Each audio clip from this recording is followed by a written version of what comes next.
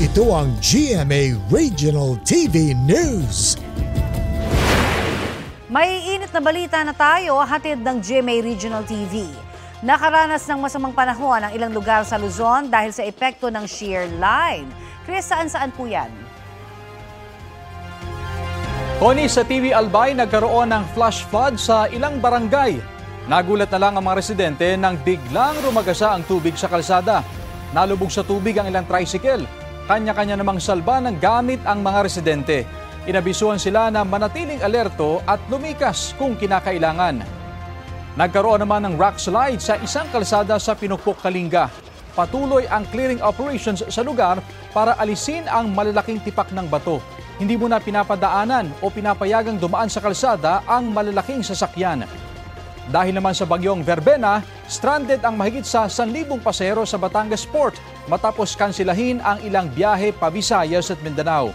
Sa uling ulat ng Philippine Ports Authority kagabi, nasa 1,194 na pasahero ang stranded doon. Sugatan naman ng isang lalaki matapos aksidenteng tamaan ng bala ng baril sa Bangaldan dito sa Pangasinan. Ayon sa pulisya, pauwi na sana ang biktima at kaibigan niya nang biglang may mamaril. Hindi sila ang target ng mga gunman, kundi ang isang babae na balak lang daw takutin ng mga sospek matapos umanong mandaya sa sugalan. Hindi tinamaan ang babae. Sabi ng mga pulis, tumama ang bala sa bakal, tumalbog at aksidenteng tinamaan ang dibdib ng biktima.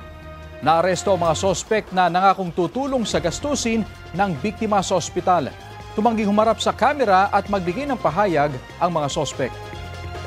7 ang patay sa engkwentro sa probinsya ng Cotabato. Ayon sa probinsya pulis, alitan sa lupain ang sanhi ng barilan.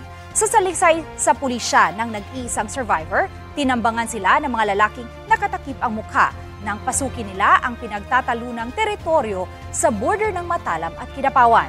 Inaalam pa ng pulisya kung sino ang mga nang-ambush. Nasa 30 pamilya ang lumikas kasunod ng engkwentro.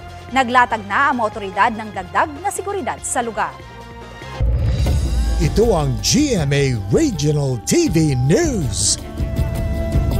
Patay sa pamamaril ang isang barangay chairman sa Digos, Davao del Sur.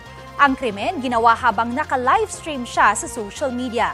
Hindi nakunan sa video ang pamamaril, pero dinig ang mga putok ng baril. Biglang nagkagulo sa lugar hanggang sa makita ng duguan si Kapitan Oscar Bucol Jr. ng Barangay 3 de Mayo. Dinala sa hospital si Bucol pero pumanaw rin siya kalaunan. Sa inisyal na pagsusuri, may persons of interest na sa krimen. Ayon naman sa isa sa mga tanod ng barangay, bago pa naman ang pamamaril ay may bantana sa buhay ang kapitan. Nangangala pa ang mga pulis na mga CCTV sa lugar para sa investigasyon. Sinusubukan pa naming kunan ng pahayag ang pamilya ng biktima.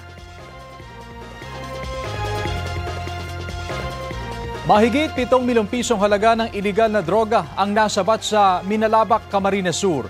Mula yan sa ikinasang bypass operation sa 41 anyos na lalaking sospek sa barangay Irayang, Solong.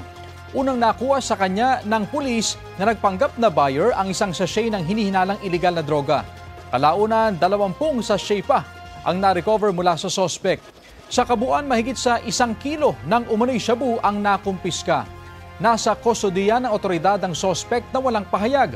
Naharap siya sa reklamong paglabag sa Comprehensive Dangerous Drugs Act.